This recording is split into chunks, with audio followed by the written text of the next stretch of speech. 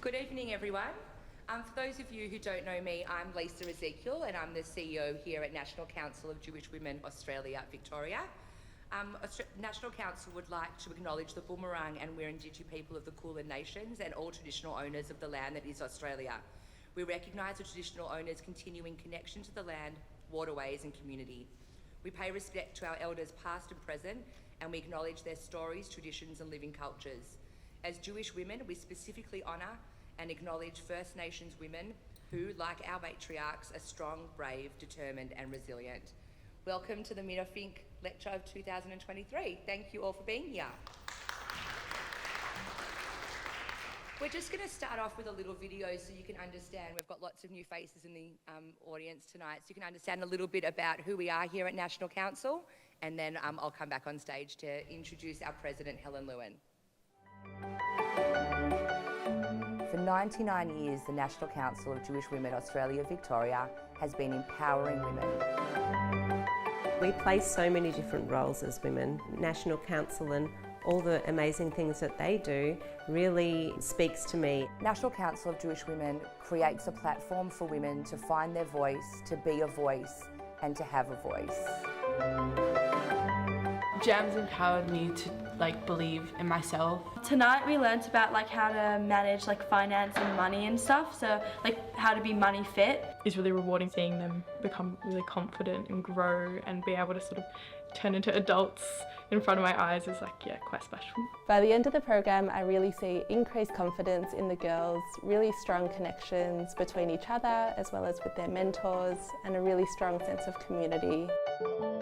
As a caring mum volunteer, our role really is to support and to empower women. Caring mums just focus on you as a mum, and that's what I needed. For many, their caring mum is their lifeline to community. Caring mum also encourages you to be confident on yourself. We are absolutely thrilled when we see the development of our mums as they begin to gain confidence and feel empowered. By empowering women in our community, we see a flow-on effect. We see strong women being created. We see women having opportunities for leadership.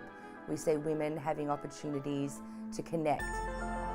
Our Connect program aims to empower mature age members of our community. This club, it's like second home for us. We're making so many connections with people. Connect is a program that offers people a chance to get out of their houses and meet with others and feel safe and secure. The beauty of having an advocacy subcommittee to support the work of the National Council is that in running our grassroots programs, we can raise awareness, we can go to our local MPs, we can close the gaps where other services might not be available.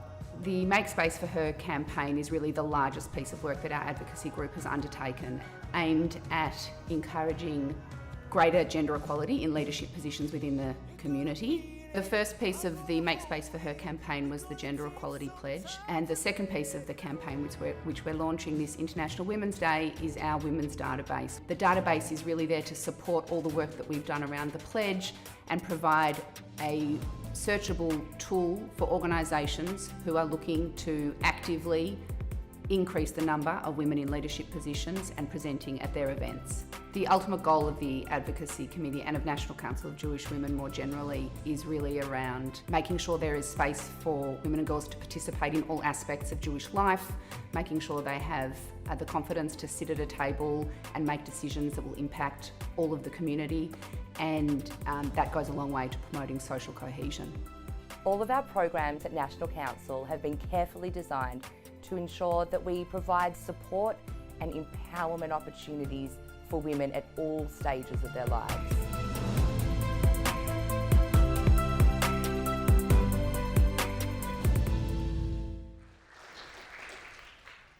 Hope you have a little picture of what we do, so lots of opportunities to engage, to volunteer. We'd love to see you involved. I'd like to welcome Helly, our President, Helly Kamer.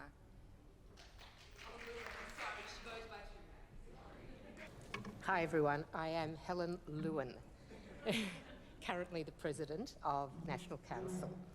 I'm going to call it National Council because it's too much of a mouthful to say the whole title. Anyway, I warmly welcome everyone here.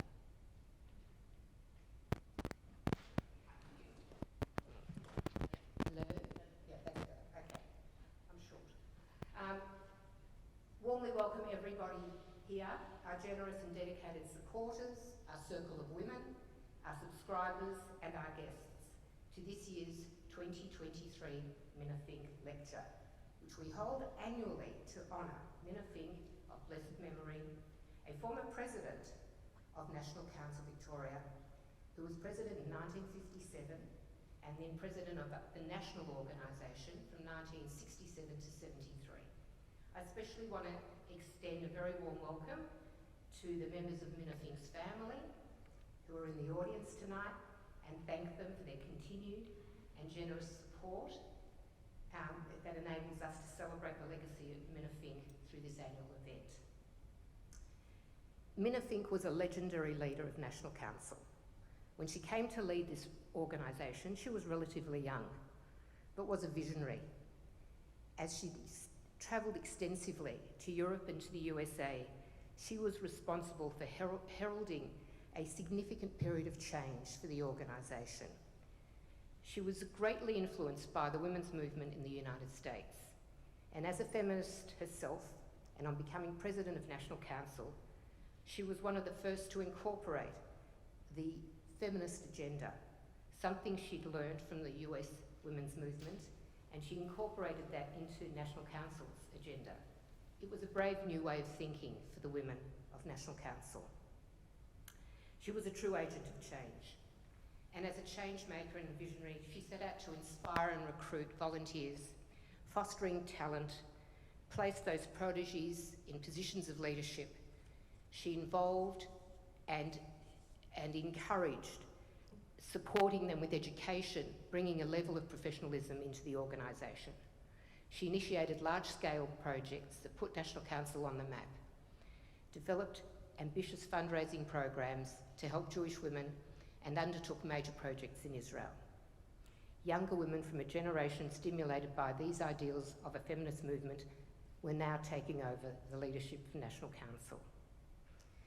Tonight, you're about to listen to an inspiring and thought-provoking conversation between our stellar panel of speakers, moderated by Amanda Miller, OAM, who will each share their respective career journeys with us. Our impressive panel embodies the essence of inspiration, each blazing their own unique trail in different industries. They all share a common thread, a relentless pursuit of purpose and a profound desire to effect positive change in the world. They're united by an unwavering commitment to making a difference. Their inspiring careers well establish a pathway of purpose. This is the essence of our mission. Women empowered to make their own decisions and independent choices to improve their status and achieve the very best for themselves. Now about our moderator, Amanda Miller, OAM, who herself has blazed an amazing career. Having completed an arts law degree with honours, she started her career as a corporate lawyer.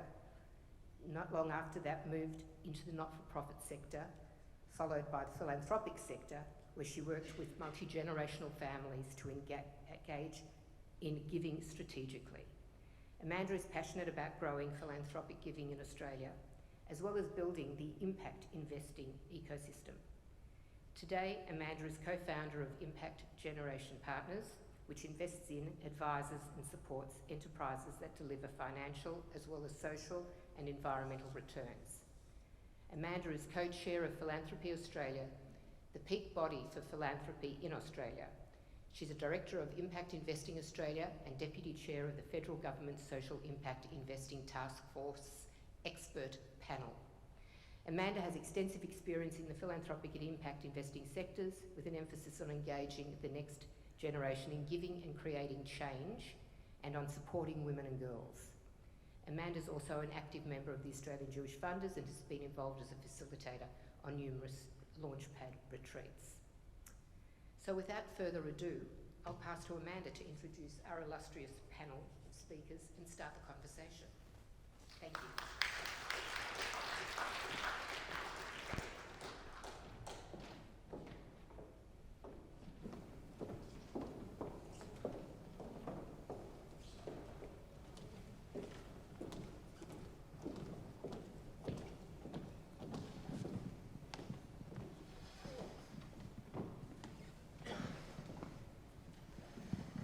everyone. Thanks, Helen. And it's so exciting to be here tonight with this incredible panel of inspiring change makers. I have the privilege to be the one asking the questions and to have spent a bit of time getting to know each of them. So I think we're all really fortunate, and thank you in advance for your time in coming here tonight. And I just wanted to make the point that we heard about Mina Fink and the incredible life of purpose that she led. And just like Mina, each of these panellists embody the Jewish value of tikkun olam, of repairing the world in their own way. And they're each doing that, and they've each chosen an area of passion and are really trailblazing, I think, in that area, and are dedicated and committed, and you'll hear about the type of change that they're creating. And what's really impressive is that they're working not just within the Jewish community, but within the broader community as well, which is very much embodying that Jewish value of tikkun olam, of repairing the world. And what really struck me when I spoke to each of the panellists in preparation for tonight was the common threads between them. Each of them said to me that they feel, and you'll hear about this, but that they feel privileged to be pursuing the work that they're doing. And each of them said that, you know, when we talked about some of the challenges that they faced, shared really similar challenges in both their personal and professional lives on this journey. So we'll hear about all of that tonight. But rather than me introducing each of them, I thought it would be better to hear from each of them a little bit about their journey and what they're doing today. So Karen, we'll start with you. Thank you. So really lovely to be here with you all tonight. My name is Karen Ludsky. I'm the CEO at Red Nose. I've been in the role for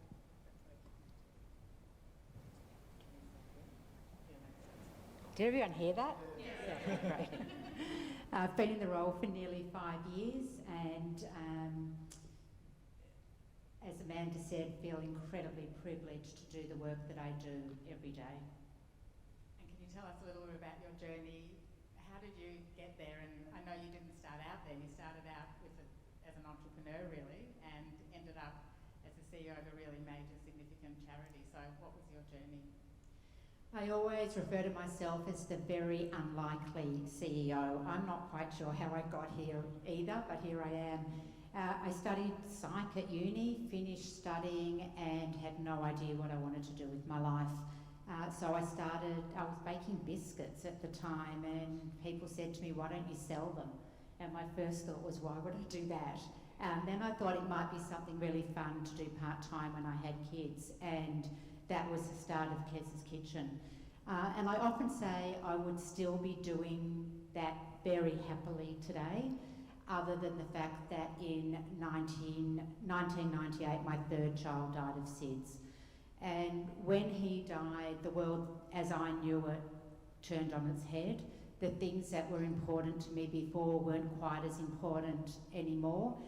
And I realised all of a sudden that maybe this psych degree that I had done was going to come into some kind of use. I wasn't quite sure what, but I knew that I had something to offer bereaved parents across the country, really.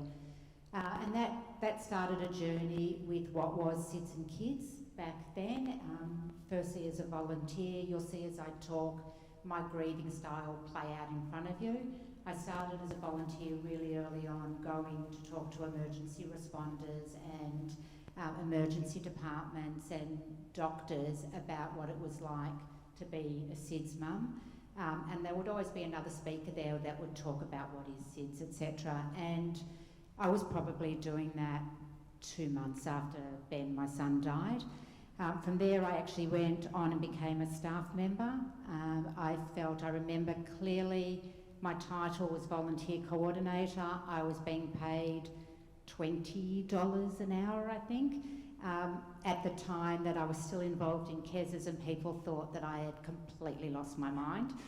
And to be honest, I don't think I even knew what my mind was doing back then, but I realised that there was something bigger than me that was happening, and that it was almost like the universe was laying out a path, and I just followed it. So from being a staff member, I resigned because I felt like I wasn't having enough impact, and joined the Victorian board, where I thought that I would have more chance of creating change, and realised even at that point at board level it was challenging. So I walked away altogether for 15 years and built a private practice specialising in grief and loss. All of a sudden the psych degree became relevant, and supported families and educated, and in 2018 people told me about this role of CEO at Red Nose. I say with my eldest son sitting in the audience today that he was the only one, I think, that I told that I was going to apply, and he said go for it, and I said I don't have a CV, and he said it's okay, we'll do it, and we did it together. I then pulled out the 5-page position description that had been sent, and I said, I don't know what this means. And he pulled out a whiteboard and he said, this is all they want to know. Bang, bang, bang, 3 key points. And so I actually laugh and say there is no way that I'd be in the role if I didn't have that son. Thanks, Josh. And you finally get to thank him publicly. Yeah. So, and for those who, I mean, I'm sure most people do know about Red Nose Australia, but do you want to just briefly, and how has it transformed since you've been there? So Red Nose is an organisation whose focus is on saving little lives, so doing everything we can to find answers into why babies die suddenly and unexpectedly. So our money goes towards the education and prevention, making sure that families have the most up-to-date information on how to keep their babies safe, and also provide free 24/7 bereavement support to anyone impacted by the death of a baby or child. So we have Red Nose Day coming up on Friday. It's a busy week for me, and that funding all goes towards making sure that those services remain free, funding research, because at the end of the day it's research that will help us find answers, and making sure that we can try and bring the over 3,000 babies that die suddenly and unexpectedly from stillbirth through neonatal death through SIDS down. Our aim is 0. Hopefully one day we get there.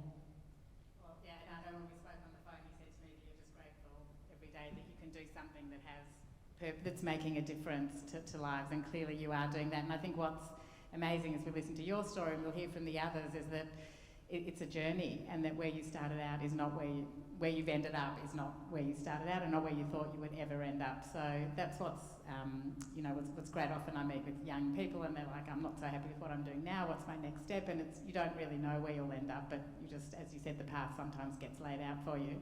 On that note, Eitan, you've also probably ended up somewhere you didn't expect. Can you tell? And it's great to, as I said, it is the National Council of Jewish Women, but it's great to see so many men in the audience tonight and to have one on the panel with us. I always say we need a few good men, so Eitan, over to you. Yeah, I certainly wasn't expecting to be, when I envisaged my future, to be speaking at an NCJWA event. Apparently Lisa tells me I'm like the first male speakers, and I've got my mum and my 3 sisters and my niece here, so I've been trained my whole life for this. You've got the pedigree. This is reminding me, I'm having flashbacks to my childhood, just being here. So yeah, my journey, sort of similar, like it definitely didn't follow a straight line. I mean, I've got a technical background, I studied engineering and computer science, and I worked as a software engineer. But I think even before I got into my career, I mean, I did go to NetSer, and I did Schnut, and I volunteered as a madrich through that. So I think having those experiences in your youth, which we have the good fortune of being exposed to in our Jewish community, kind of already sets you up for thinking about volunteering, not as some abstract thing, but it's already kind of a really lived experience, part of your life. So anyway, so I trained as a engineer, and I worked as a software engineer, and I worked overseas for a while, and I came back to Australia around 2007, 2008, and that was around the time that Al Gore's Inconvenient Truth movie came out, and I watched that, and it was the first time that I really, climate change really entered into my consciousness in a deep way. And I think my reaction was a bit different to most people. Most people, hear about it and it's like, that's really scary, I'm, freaking out, we're all gonna die. And mine, I guess I had more of that engineering mindset, and it was like, well, surely there's a way that we can deal with this. What's the technology? How can we solve it? Kind of thing. So around that time, I was looking for somewhere to volunteer and take some of my engineering background into acting on climate change. And most of the groups that I found were, if you volunteered, you'd just be kind of stuffing envelopes to, sending letters out to people to donate money. And then I came across these guys, these other engineers that were like, you know what, everyone says it's impossible, that you can't build enough renewable energy, that the technology's not there or it's not ready. We're just going to get a group together and we're just literally going to work it out. We're just going to get a bunch of engineers, get a bunch of experts, go work out what technology would take, how much it would cost, where it would go, model it out against the weather, over a year. So I was like, great, I'll volunteer with those guys. So I started volunteering there. The organisation was called Beyond Zero Emissions. And at the same time, I also started my own business with a couple of co-founders. And as my business grew, so did Beyond Zero Emissions. So we actually did it. We did the first plan that showed how you could power Australia with 100% renewables, and that was launched by Malcolm Turnbull in Sydney in 2011. And it was amazing. Like, the conversation, went overnight. Like, it got a lot of media attention. The conversation went from it's not possible to it's too expensive, which was, a big step forward, and it was like a good example of kind of like the steps of making change. And then my business got really busy and it grew, and I had to dedicate myself, and I ended up joining the board and becoming the chair of Beyond Zero Emissions. And then when we sold the business in 2017, I was in the lucky position to kind of decide what I wanted to do next. And because of my involvement at BZE, I had a really good overview of all the solutions and what it would take to do this. And I was like, you know what, I'm just going to throw myself in full time. For better or for worse, people that are successful in business are seen as kind of credible, and you've got doors are open to you that others aren't. So we set up a bit of foundation to give to climate-related causes. We started investing in climate tech startups, and then also kind of threw myself into advocacy and starting to meet politicians and just put myself in uncomfortable positions. Anyway, we can talk more about that. But where that all led me to is right now I'm the chair of the Jewish Climate Network, which is aiming to really raise the awareness and ambition of our Jewish community and what we can do on climate. And I'm also the CEO of Boundless Earth, and Boundless is a vehicle for Mike Cannon-Brooks's climate pledge. So we have a mandate to get Australia on track to being a renewable energy superpower by 2030, and we bring together those tools that I talked about that I'd been mucking around with, which was philanthropy, advocacy, and investment, and sort of try to bring all of those together to accelerate momentum and have things change really quickly. Thanks, and I love the way we were just talking about it before, that at that point where you sold your business, you were at that turning point, and you could have just, I guess, started another business and kept going, but you really reflected and said, well, actually, all that's what I've been dabbling in and what I really feel passionate about on the side, that could actually be my main work, my life's work, and that's what you're doing now. So it's great to see that at those turning points, those decisions can be made that really take you in that direction of passion. So we'll come back to a lot of that in a minute. Bianca, over to you. Hello. Hi everyone, I'm Bianca. I'm the General Manager and a founding member of a non-profit social enterprise on Carlisle Street, actually, called All Things Equal. So that's what I do now, and despite chaos and fun stuff that go on, I have the best time of my life in the role that I'm in. But I'm from Sydney originally, moved here when I was 19, thought I'd get involved in the Jewish community, did a teaching degree, realised I didn't want to be a teacher, realised that teachers are unbelievable and incredible, and I wasn't quite that unbelievable and incredible. So at the same time while I was studying, I was working for another non-profit called Flying Fox, which provides social opportunities for people with disability, which really, really opened up my world to the power of young people, ways to be involved in the community that aren't stuffing envelopes or anything like that, and the power that people can, what we can do when we bring people together and we empower people with disability in the world.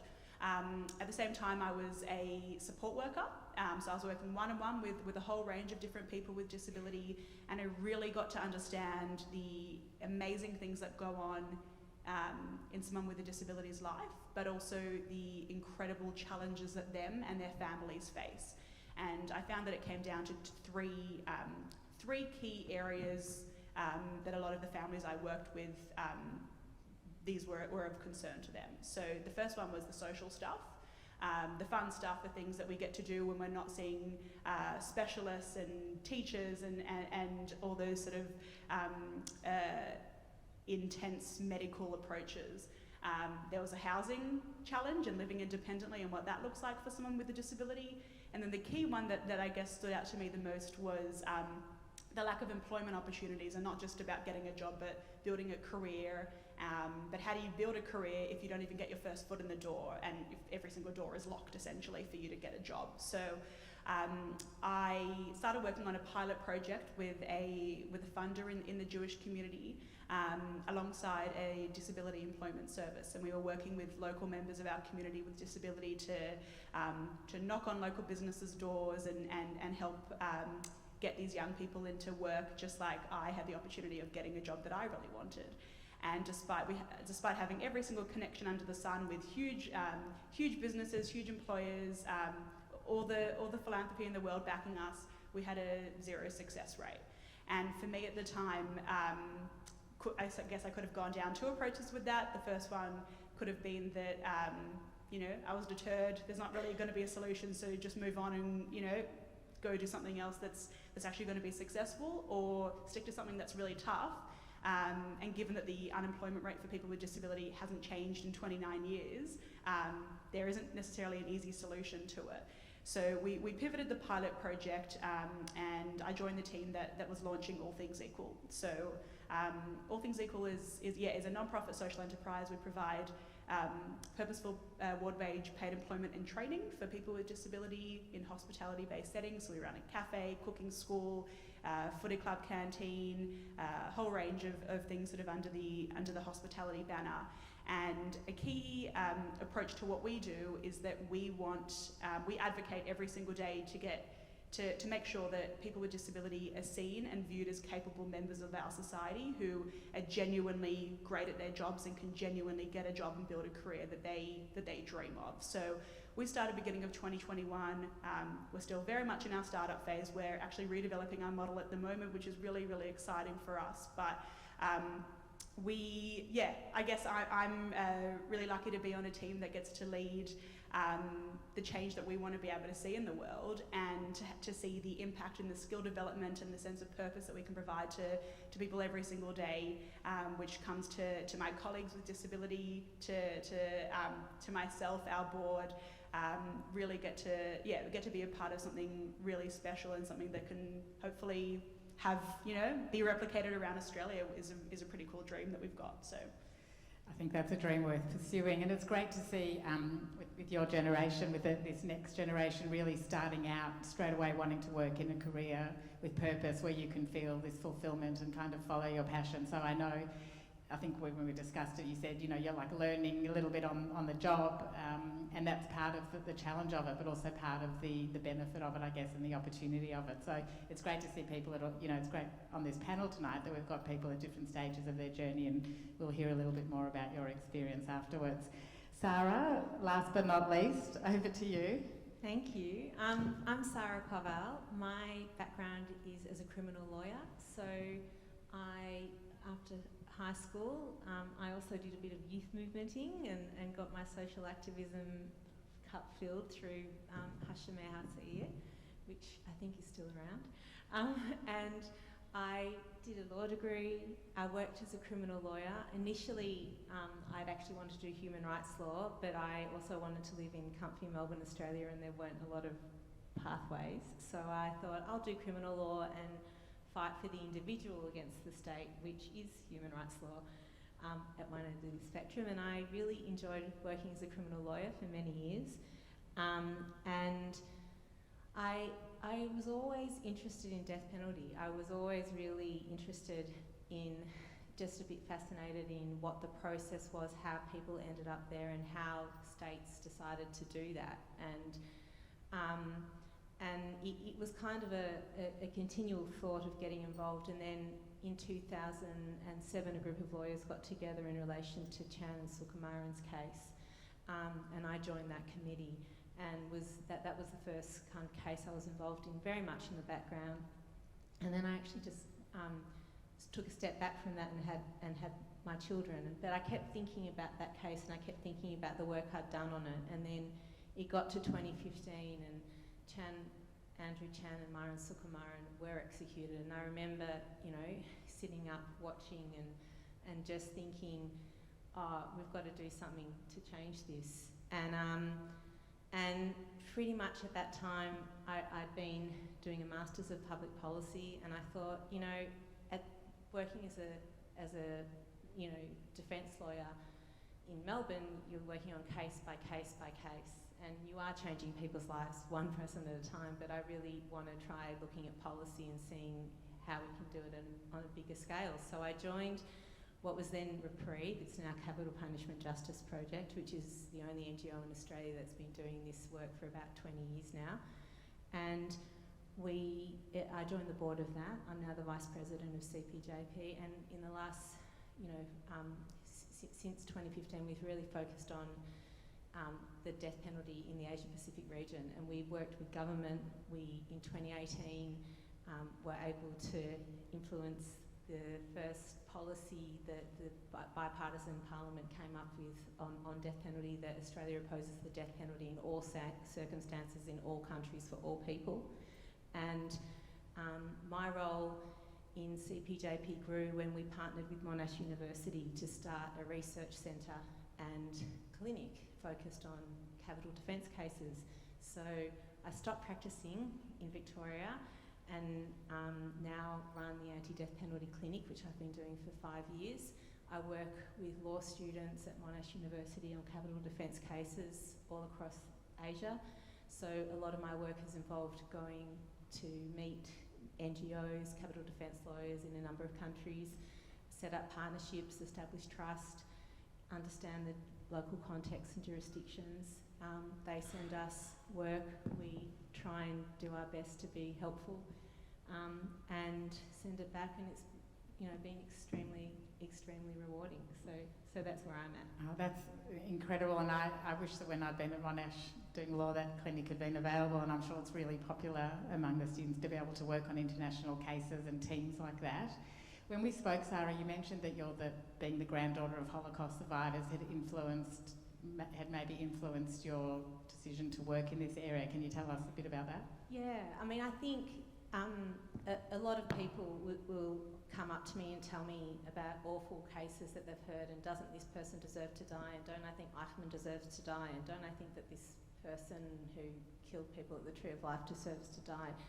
And for me, my whole philosophy has always been about how did the state allow the death of so many Jews, gypsies, homosexual, like how did that even happen? How did that emerge? How was a state enabled to do that? And I think so. I very much come from the perspective of state-sanctioned killing. That there's no country, no pretense, no place where it should at all be acceptable for the state to have that power. And actually, it's really important with death penalty to know that death penalty is just a tiny fraction of state-sanctioned killing. So when I talk about state-sanctioned killing, I'm talking about ways in which the state uses its power. So about maybe 4,000 or 5,000 people a year die through death penalty as an estimate, an underestimate. But 100,000 people are extrajudicially killed, and the figures of custodial torture in other ways are much, much bigger. So it's really, I feel like I'm working at the kind of tip of an iceberg, but quite inspired, I guess, from growing up, in the shadow of the Holocaust and thinking about that. And thanks, Sarah. And we've heard a bit about, I guess, what each of you are doing day to day in your professional roles. But I wanted to ask you, how does that then, having these careers with purpose and meaning, how does that impact back in your life outside of work? How does it influence everything else going on in your life? I think for me, doing the work that I do and meeting the families that I meet and supporting families every day, there's a completely different perspective on not sweating the small stuff, and really taking a moment, and it sounds so cliche to say, take a moment and smell the flowers moment, but I think that when you're working in a space where life can be shattered in a moment, for me that perspective is always there, the value of family, the value of our religion and our culture and our capacity to support each other, the networks that we have as a community that I think often we don't think about until we meet people who don't have it and have a sense of isolation that is so deeply entrenched into their being, that for me part of how I look at life is through the lens of how incredibly privileged we are to have the networks that we do, the community that we have, the support systems that are in place, so that when we do hit those challenges and those potholes, we're not doing it alone. So, you know, it often takes to hear about someone else's really crappy day to realise that yours is okay. You're doing that all the time, so. Aitan? Well, so for me, it's probably a net, like, positive. Like, I believe that the antidote for despair is action, and if I was just, you know, for climate change, you know, this summer, you know, this July is like the hottest July ever, and before that, June was the hottest June ever, and you look at the temperature records that have been broken in Europe and the fires and all that sort of stuff, I would just be so depressed if I wasn't actually actively working on this. So it's kind of like almost become a life support system for me to be able to just operate and be optimistic and positive, because I get to see all the great stuff that's happening as well. And I think, yeah, for my family as well, it helps. You know, my kids have been going to climate protests since they were like 2 years old, and I took my son, you know, to the school climate strikes, and he was in grade 4 with a bunch of his friends from class, and they were like the coolest kids in their class for a while. So, you know, they're kind of, again, you know, I think a lot of kids are growing up, you know, really stressed and anxious about climate, and justifiably, and so like being able to give my family at least a bit of a sense of focus on what they can do about it has been great. I think that's one of the huge benefits of being involved in one of these spaces, is that you can, you know, that the conversations with those around you and that you can influence, I guess, become interesting, and particularly with kids as well. I've seen that with my family as well, so it's great. I'm picturing your kids at the climate protest now. Bianca? I think it's entirely shifted the lens that I view how I live and how people I care about live and how the world operates. And that sounds, going off from you, sounds very cliche, but it's genuinely the case. So for me, I've had to open up I've had the privilege of being able to open up the way that I view the world. And I think as a classic nice Jewish girl who's grown up going to Mariah College her whole life and viewing the world in only one way, and then entering a space like this where so many people just miss out on these opportunities that every single person deserves to have, changes the way that I view my privilege. It changes the way that I empower other people.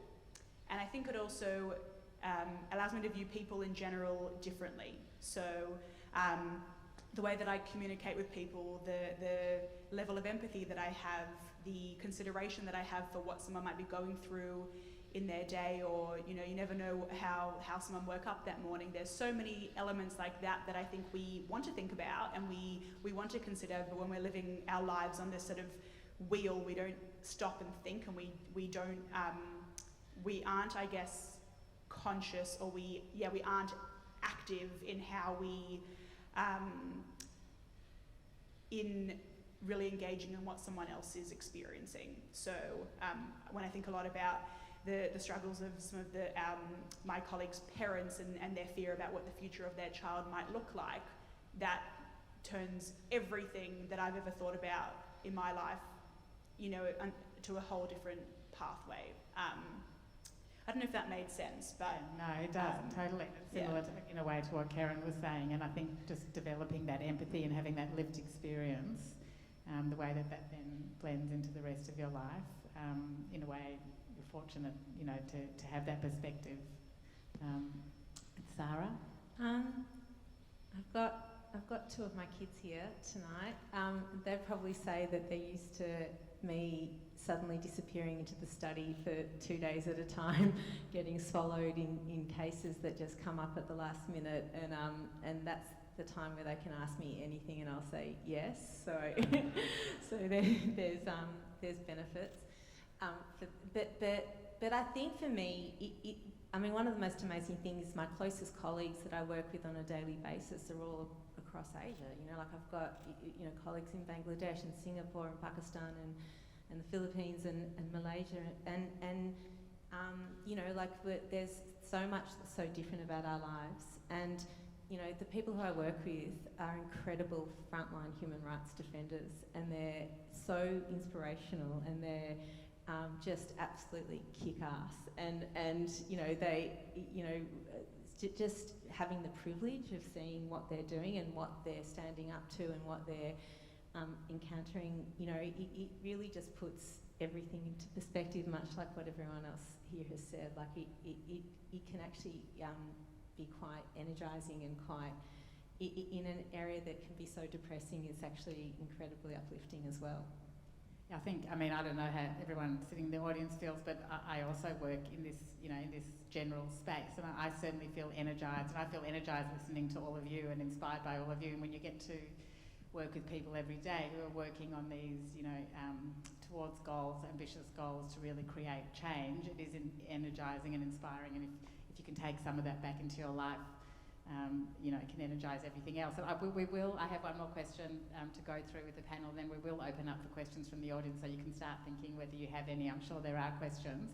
But we've heard how fantastic this all is and how rewarding it can be to work, you know, towards a career and in a career where you have purpose. But as we all discussed, it's not without challenges, both on the professional front and the personal front, and certainly working in the not-for-profit space, you know, has many, many challenges from a resourcing perspective and a burnout perspective and everything else along the way, and there are personal challenges too. So we thought it would be, you know, it would be misleading to really talk about all the positives but not talk about the challenges as well. So who wants to go first with some challenges? I'll start. Okay, go for it. There's too many. I'm yet to come across anybody that works in the for-purpose space, whether it's a non-profit, social enterprise, whatever it is, that doesn't experience a million different challenges in their day. So I just want to preface by saying that anyone that you know, only tells you the good stuff is lying.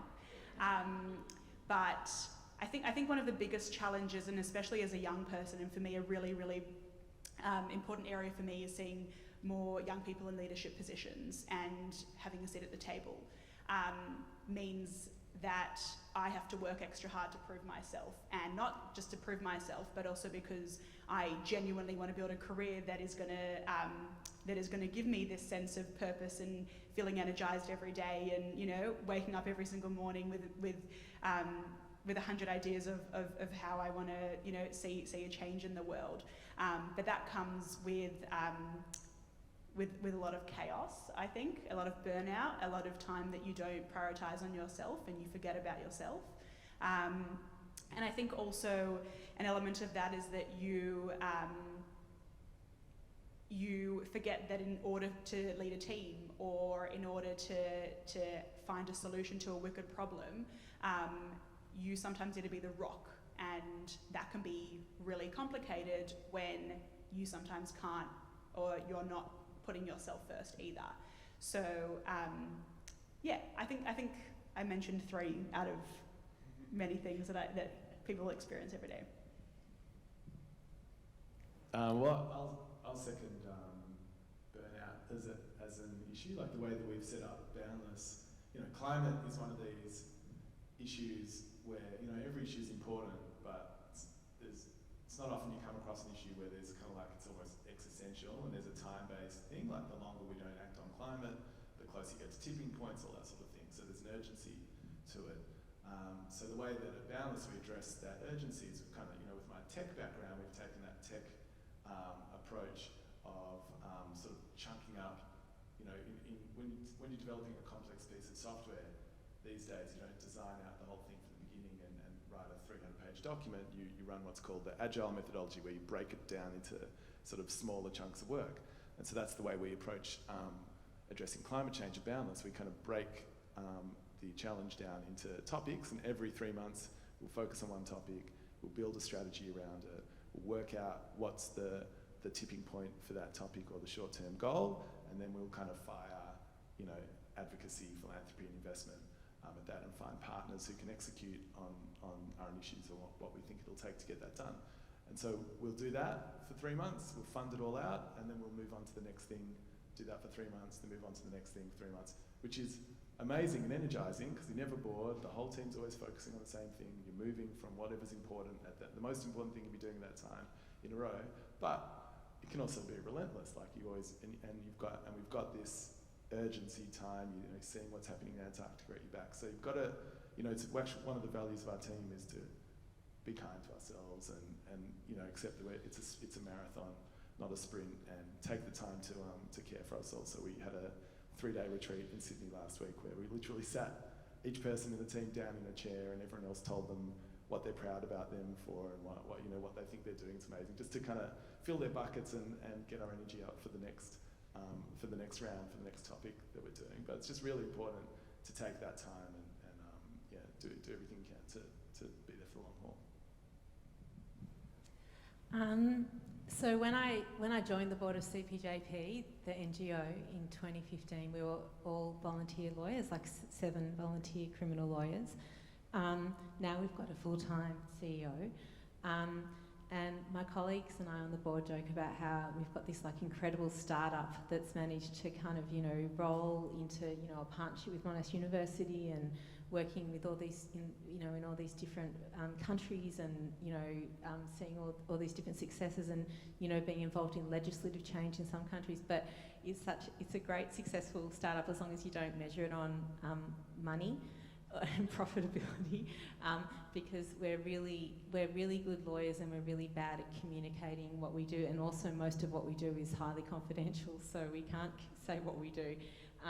And none of us have marketing backgrounds, and we were really bad at social media. We're getting there, we are getting there, and now we've got a brilliant CEO who's making that happen. But yeah, just kind of the jack of all trades, but really the stuff the real meaty stuff that you're doing, you can't talk about, and that's actually what's taking up all your time and focus.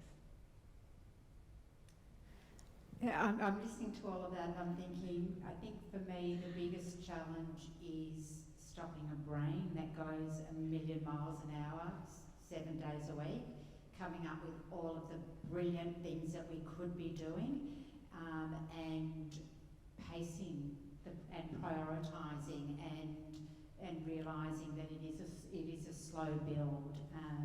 But I think the other thing as well, working in the not-for-profit space, is knowing that you're working not-for-profit, but you also have to be sustainable, and sustainable long-term, and that you can rely on government for some funding, but at the end of the day, an organisation needs to be able to fund itself. So constantly looking at both from a program delivery perspective, what can we be doing better in both prevention and support space, but from a commercial perspective, what new, innovative, brilliant thing are we going to come up with that's going to ensure that longevity of the organisation. And I think the other thing for me, and I've only just developed the language for this, but it helps me understand the way that I am in the CEO role, is that for me, I am so personally invested in the outcome of the work that we do, and what drives me every day is that no other family should go through what we went through. So holding that responsibility really heavily makes that work-life balance and the boundaries that everybody's talking about really hard to maintain, but something that, you know, really conscious of needing to. I can imagine that it'd be very hard. It becomes everything that you're doing is it's personal, it's professional, all mixed together. One thing that you did each touch on when I spoke to you, we haven't mentioned, that they were more professional challenges, a little bit personal, but each of you separately mentioned to me this concept of imposter syndrome in different ways, and I just thought we should also just name that and talk about that. You don't all have to talk about it, but would anyone like to just talk about that and how that's impacted them? Hi, my name's Karen and I often feel like an imposter.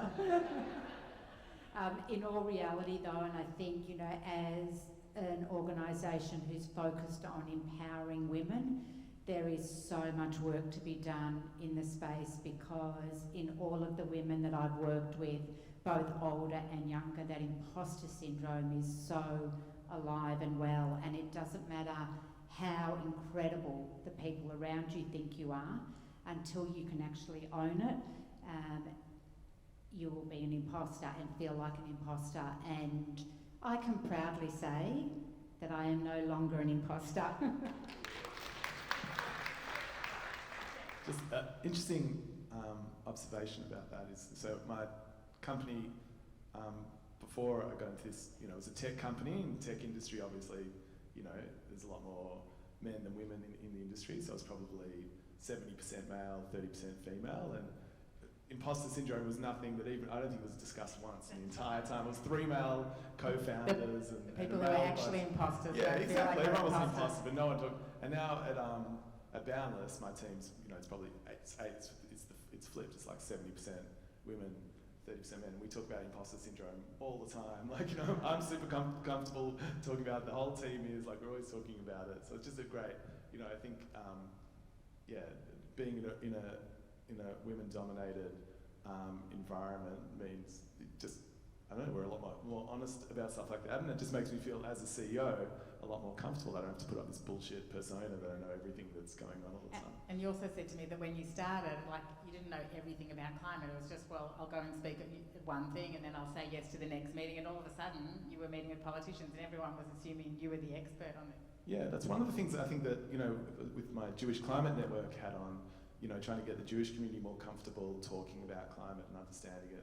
And there is a real block that people feel like, oh, I can't even start a conversation with someone about climate because I don't, you know, fully understand the science or the technology, and I can't talk about megawatts or capacity factors or whatever. Like, you know, since when did you have to be an engineer to be able to talk about an important subject? It kind of like, it's almost been deliberately done to stop people talking about it. So yeah, I mean, my big confession is I'm not a climate scientist. I don't know everything about the technology. I just know a broad, you know, I read the papers and I know a broad bit about a lot. But that's enough to have a conversation, and you know, it's just the fact that you're starting that conversation often has, you know, a lot of impact. And I think sorry, just to add as well. I always feel like it's quite fascinating when people I don't know, share what they think about an individual. If I think about myself, you know, if someone gives me feedback or celebrates something that I'm doing, because at the end of the day I'm doing something as a job, I'm getting paid for it, and I'm doing it because I genuinely care about something and I genuinely find purpose and I genuinely feel energized by it. So how is someone like myself, I'm not amazing, I'm just literally doing something that I care about, and that's literally as simple as that. And I don't know if that's, I don't believe that comes down to imposter syndrome. I think that just comes down to caring about something so much that you, that's the path that you're going down, and you know, you're not distracted by anything else. So yeah. I can see Sarah wants to jump in. I think the thing about imposter syndrome in terms of what I'm doing now is I don't have to be the expert in any of the countries that I work in. Like, they're the experts. So what I'm realising is what I really need to do is be able to connect people and identify that person might know something and that person might be able to help. And so I think it's like celebrating that I don't actually have to know a lot about the nuances of different law systems in different countries, but more about, you know, knowing what I do know and being able to offer that, but not over offer. And you know, you work as a criminal lawyer in courts for like 15 years. You have to pretty quickly learn how to pretend that you know what you're saying, or that what you're saying is more convincing than what the prosecutor's saying. So that was some good training. Thank you. I now will keep my promise and open up to any questions from the audience. Just maybe raise your hand. We've got one here. Oh, I've got one here, and Ruby, probably the youngest member in the audience, will have to hear Ruby's question. My niece is here from America. Go here. First of all, I'd just like to thank all of you, and we could have had an evening with every single one of you, just one of you speaking about what you do, and it's just absolutely fantastic, and congratulations on the work that you all do. I have questions for all of you, but just specifically about what you're doing. With the red nose thing, my understanding is, I mean, the way young mothers treat their babies now is completely different to when I had children because of all the research that's been done, largely, I think, funded by your organisation. Have the numbers actually gone down? So that's, can I ask a few questions? Or just, okay, all right, that's the first. I could ask a question there, and for climate change, I have a question about, yeah. Okay, so the answer is yes. So when we look at the SIDS rates around the country, there has been an 80% reduction in the rates of SIDS, which equates to 11,621 babies that wouldn't be here today, which is incredible. The focus now is really working on how we make sure our next generation of mothers understands the risks, that we don't bring complacency into play, because nothing's really changed at this point in terms of the science and really having any other preventative tools other than how we sleep our babies. Hello, and thank you very much. At the back, hi.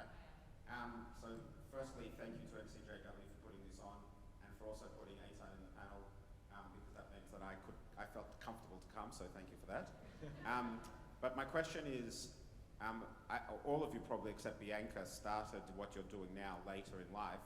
So I'm wondering if you have advice for people who are younger, maybe to encourage people like Bianca starting at 19 to come into purposeful jobs when they're younger, because I think that, you know, that's the purpose of what we're talking about today. So how would you encourage that, and what would you say to contribute to that?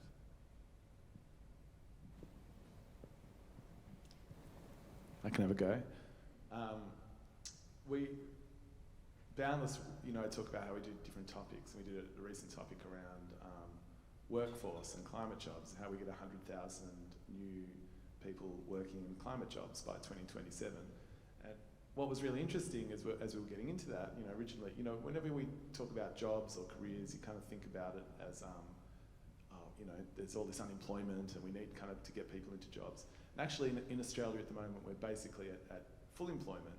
So this is kind of one of the periods where you can really make a choice on what you want to do with your career, because there's jobs in every, as long as you're, you know, obviously there's disadvantaged people, but, you know, assuming that you've got an education and you're employable, you can choose where you want to focus your time. And I think for young people, like, the risk of, you know, if you think about where you put your career in terms of risk, the risk of trying out a job with purpose, moving in that direction, is so low, because if you don't like it, or you don't feel like you're paying enough, or you're being paid enough, you know, you can change and do something else. So, you know, I think the one thing that surprised me about my journey is into climate was, you know, I didn't honestly believe I'd have a whole career in this. I thought maybe I'd be volunteering for a few years, but you take a step, and you try something out, and you take another step, and you know, you get a bit of expertise, and that gives you a bit of an advantage over other people, and all of a sudden it's consuming, and you're passionate, and you're in there. So it's kind of like, just take a step and look out there. There's plenty of jobs. Just take the jump.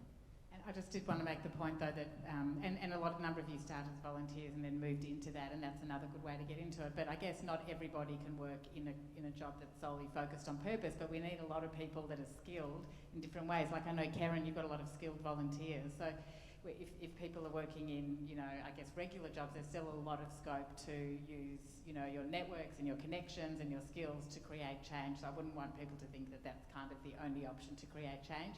Everybody in this room has the capacity to create, you know, to help create change, whether it's volunteering or through skills or connections as well. Okay, I think, I think we'll keep moving just to try and give everyone a go. It was Ruby, did you have a question? Can we take the microphone? Maybe stand up, Ruby. It's a question for Bianca. How did you get the courage to start your journey? Firstly, I love your accent and how you say my name, so thank you. Okay. I don't think there was any courage involved in it actually at all. I think it was just something that I felt really passionate about and just wanted to be involved in being part of you know, we can go about something two ways. We can either leave something exactly how it is and there never be change, or we can have some, in one way or another, be involved in the solution of it. And that was the path that I chose to take. But really want to echo what you said, Amanda, about how this doesn't have to necessarily be a job. It can be, you know, through volunteering, through word of mouth. You know, if I think about us and, you know, we've just launched a catering component of All Things Equal. If one person gives a good name, tells someone about us, that has such a long-lasting effect. So, yeah, just want to echo that as well. So even just choosing, for example, All Things Equal to cater a function is a way of really supporting the work that you're doing. So there's so many different ways to support this work, including just the awareness raising. Thank you. We've got another question.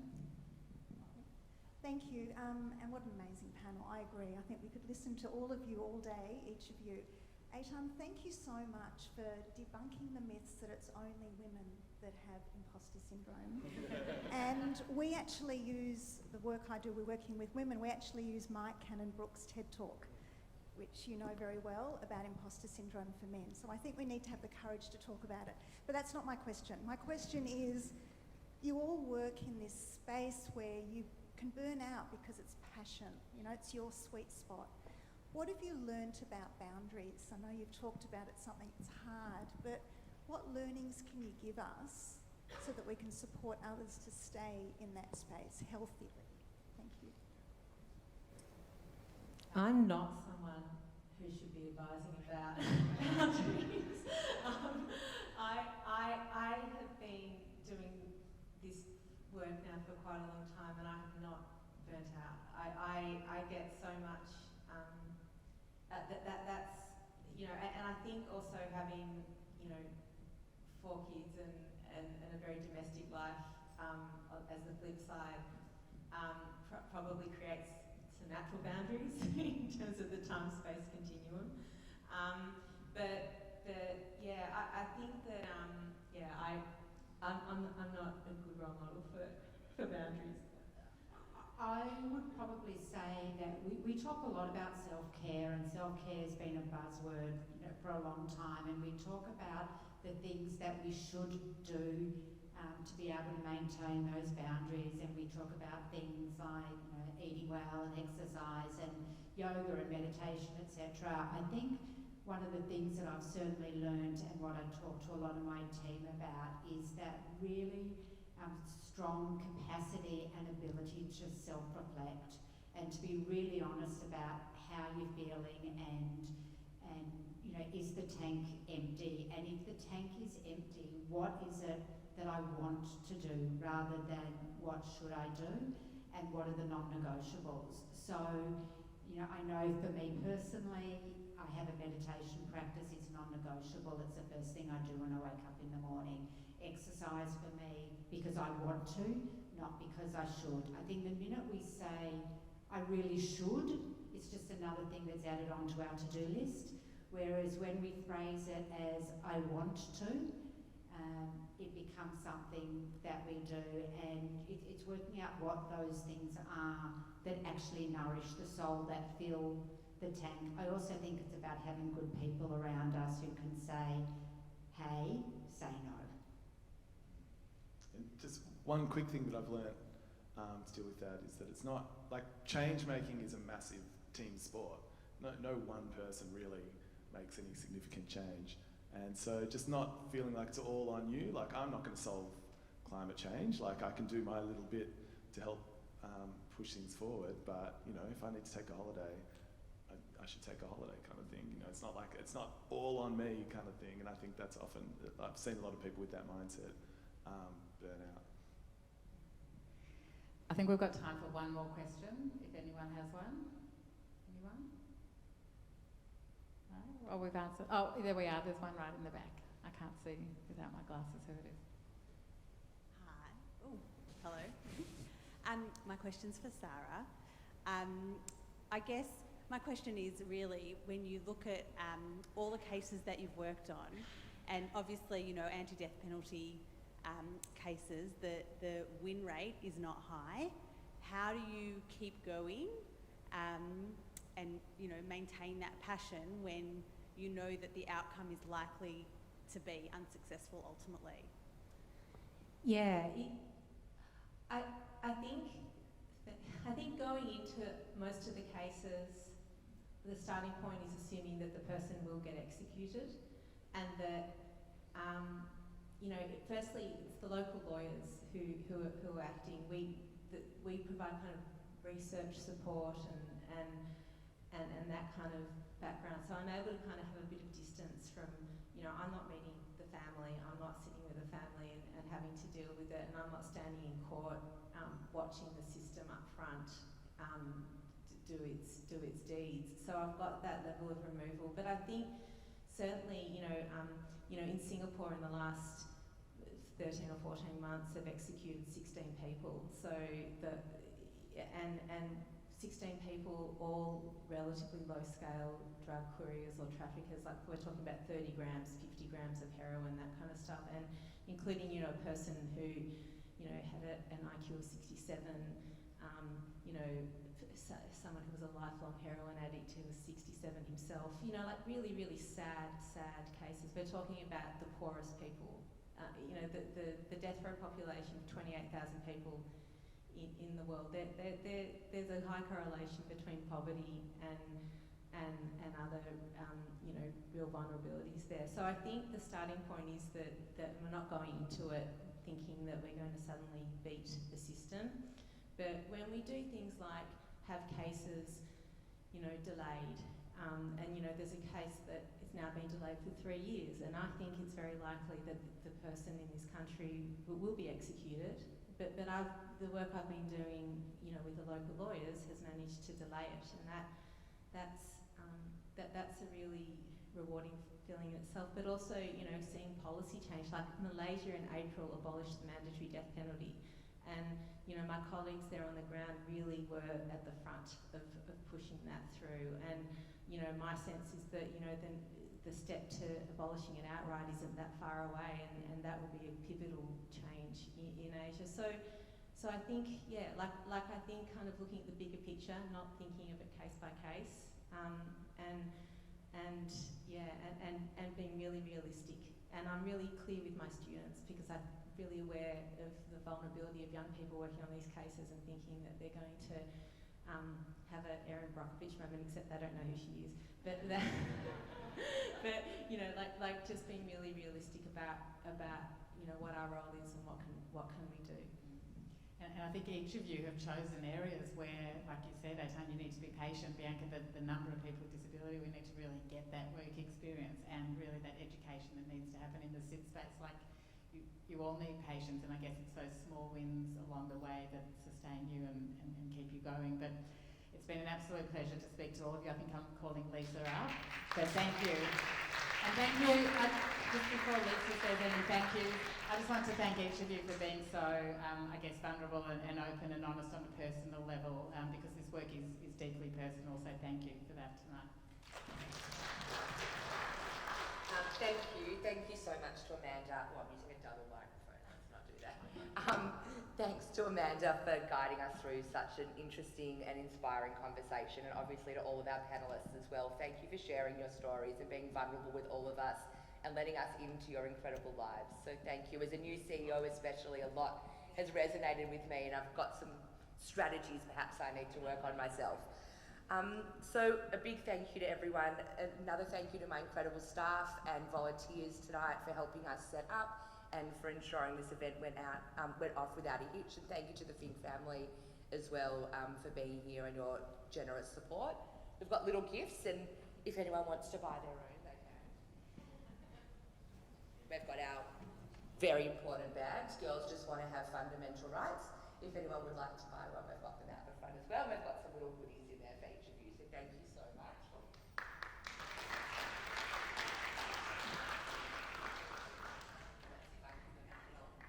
I'd just like to invite you all. We're having tea and coffee after this event. Amazing catering from All Things Equal. So you need to come and have a try of the delicious food so you can order it yourself as well. We'd love everyone here tonight to become a member. There are QR codes on the tables when you go through as well, would be excellent. And we've got some really exciting events coming up. We've got our AGM, which is an event, not sure it's the most exciting event. We've got our AGM, and then we've also got a collaboration with Stand Up. We're doing a women's lens understanding of Kol Halev as well. So we're looking forward to seeing you at future events, and thank you again to the panellists and everyone coming out tonight.